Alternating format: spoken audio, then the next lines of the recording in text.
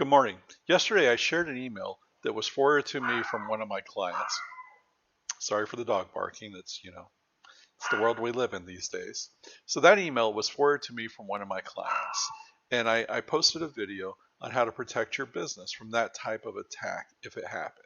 If you haven't watched that video, I encourage you to watch it now, and I encourage you to share it with the other people that you work with, be it your employees, your clients, or your vendors that also might have Office 365, because it's really important to understand it. So today, I received an email from one of my clients for hosting that doesn't have the Office 365 security services through us, just the hosting.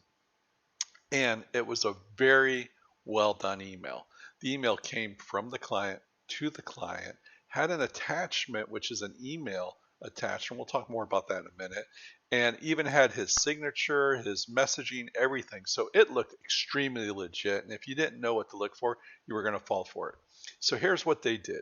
They included an attachment, and in their attachment, they included an attachment as an email.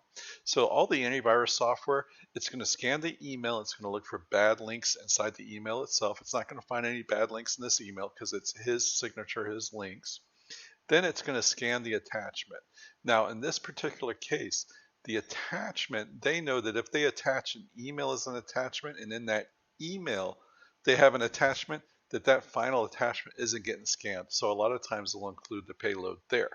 But in this case, let's go ahead and click in that email attachment and see what we have. So when we click into that, we see it's just another email to the client from the client, and it mentions, hey, here's some attachments for you. Now, this looks like he's sharing files from OneDrive or from Office 365, so it looks pretty legit. And you would be like, hey, this must be legit. But if you mouse over the link, all of a sudden you see that spark.adobe URL that we saw yesterday's video too. So right away we know that this is a bad link and this is a bad email, and just to delete it or to report it. But let's pretend we click that button. What happens next? Takes us to that spark.adobe website. Now ignore the URLs here, because what I did for this video is I just did screenshots and cleared out all the information that says the name of the client and all that. So in this video, you can see the same thing. It's a generic page, has his name, his email, said on behalf of his company, shared a document with you. If you mouse over this button, all of a sudden you see we got this funny URL in here again, right? Just like we had yesterday, there was a funny URL. Well, let's pretend we go ahead and click that button. What happens? It takes us to a Microsoft login page. The only problem is the page it takes us to, this is not Microsoft's login. It looks like their page. They changed it. They got sign in and continued Outlook. It doesn't say that on the login page. So what can you do to protect your employees and your family, your friends, everyone else? Number one, train them on what to look for in an email. An email with an attachment email, this is a very generic email. Chances are this is not a legit email. They should pick up on that right away. Number two, it's an attachment, and they should know to mouse over the buttons and see what the URLs are.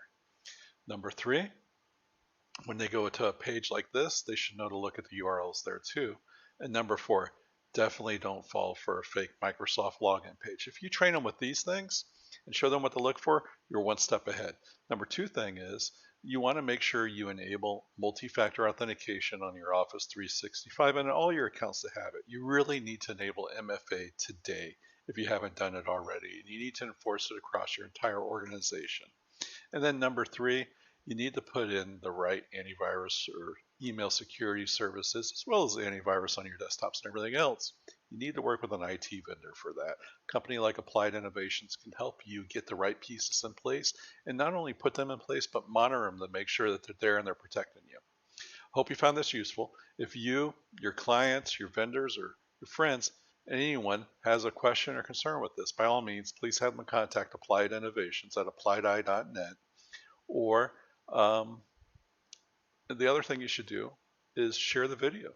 It's pretty clear that this is going to become just a viral problem really fast if we don't head it off right away. And that's why I'm doing the video. I hope that you'll help share this video, share it with your friends, your employees, your family, everyone. Share it on your social media, and help spread the word. We want to stop this before it becomes a problem. Have a great day.